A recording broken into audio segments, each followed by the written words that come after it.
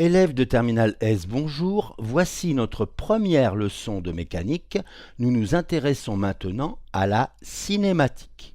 La mécanique est le domaine de la physique qui étudie les mouvements. La cinématique est une branche de la mécanique qui s'occupe seulement de décrire les mouvements, sans se préoccuper des causes du mouvement.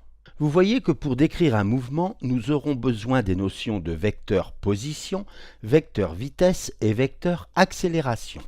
Vous apprendrez ensuite à reconnaître des mouvements rectilignes, circulaires, uniformes ou non, et dans chaque cas, vous devrez savoir donner les caractéristiques du vecteur accélération. Mais dans la première partie de cette leçon de cinématique, nous nous intéressons uniquement au référentiel. Observez cette salle de classe et les livres posés sur le bureau du professeur.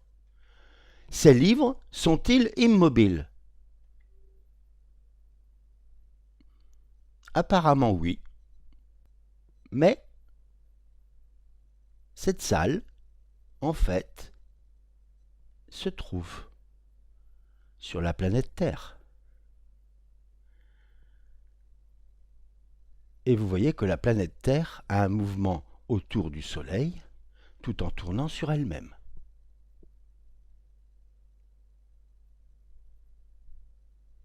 La réponse à la question est donc oui par rapport à la salle de classe, non par rapport au Soleil.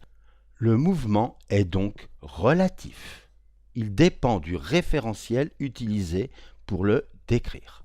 Donc, très important, avant de décrire un mouvement quel qu'il soit, il faut d'abord choisir un référentiel. On appelle référentiel un solide de référence muni d'une horloge. Un solide, par définition, c'est un ensemble de points indéformables. On notera R le référentiel, et donc on retient que R, c'est un solide, symbolisé ici par un cube, plus une horloge. En fait, l'horloge est la même pour tous les référentiels. Elle pourrait donc être omise. Mais, comme nous étudierons bientôt la relativité, nous prenons déjà l'habitude de considérer systématiquement l'horloge liée au référentiel. Il existe une infinité de référentiels, mais 3 référentiels sont fréquemment utilisés en physique. C'est en ce sens qu'ils sont importants. Considérons le Soleil et 3 étoiles fixes. Il ne manque plus que l'horloge pour constituer ce qu'on appelle le référentiel héliocentrique, c'est-à-dire avec le Soleil comme élément central. Si nous considérons les mêmes étoiles fixes, mais avec la Terre au lieu du Soleil comme élément central, nous construisons le référentiel géocentrique. Si nous considérons que le solide de référence est la planète Terre elle-même, nous avons le référentiel terrestre. Il ne faut pas confondre référentiel, solide de référence et horloge, avec repère constitué d'un point origine, ici, par exemple dans le Sahara, et de 3 axes, OX, OY, OZ par exemple, OX vers l'est, OY vers le nord et OZ vers le haut. Voilà donc un repère quelconque lié au référentiel terrestre. Répondons maintenant à quelques questions. Question 1. Tout est en mouvement dans l'univers. Comment alors peut-on trouver des étoiles fixes? Lorsque nous voyageons en train, nous observons que les éléments du paysage proches de nous défilent très vite et qu'inversement, les éléments plus lointains défilent lentement. La Lune, très lointaine, reste pratiquement immobile. Donc, pour choisir des étoiles fixes, il suffit de choisir des étoiles très lointaines, des milliers, voire plus, d'années-lumière. Montrons que le référentiel héliocentrique est bien un référentiel. Puisque le Soleil et les 3 étoiles fixes forment un ensemble indéformable, donc un solide et que nous avons notre horloge, nous avons donc un référentiel. Question 3. La Terre est-elle en mouvement dans le référentiel héliocentrique, géocentrique, terrestre?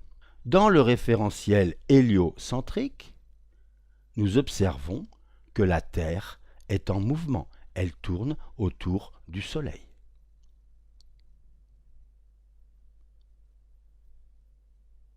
Dans le référentiel géocentrique, nous observons que la Terre est en mouvement, car la Terre n'étant pas un point, il faut considérer sa rotation autour de l'axe nord-sud. Dans le référentiel terrestre, la Terre est immobile puisque la Terre constitue elle-même le référentiel terrestre.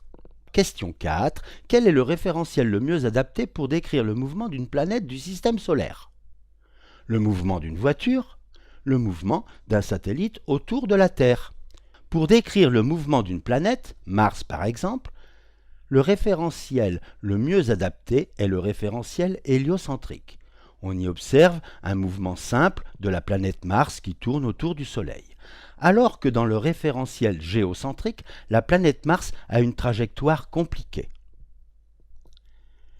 Pendant des siècles, on a observé Mars dans le référentiel géocentrique et on s'est retrouvé à devoir expliquer un mouvement complexe où la planète s'éloigne puis se rapproche beaucoup de la Terre et où la planète parfois fait demi-tour dans le ciel. Vous avez peut-être étudié la rétrogradation de Mars. Pour étudier le mouvement d'une voiture, il faut choisir le référentiel terrestre. Pour étudier le mouvement d'un satellite autour de la planète Terre, il faut choisir le référentiel géocentrique. Combien de repères peut-on définir une fois le référentiel choisi? Si nous choisissons le référentiel terrestre, nous reconnaissons le repère que nous avons déjà mentionné, mais maintenant, nous pouvons, si nous le voulons, trouver une infinité de repères. Il existe une infinité de repères une fois le référentiel choisi. La leçon est terminée. La prochaine fois, nous introduirons les vecteurs position, vitesse et accélération. À bientôt!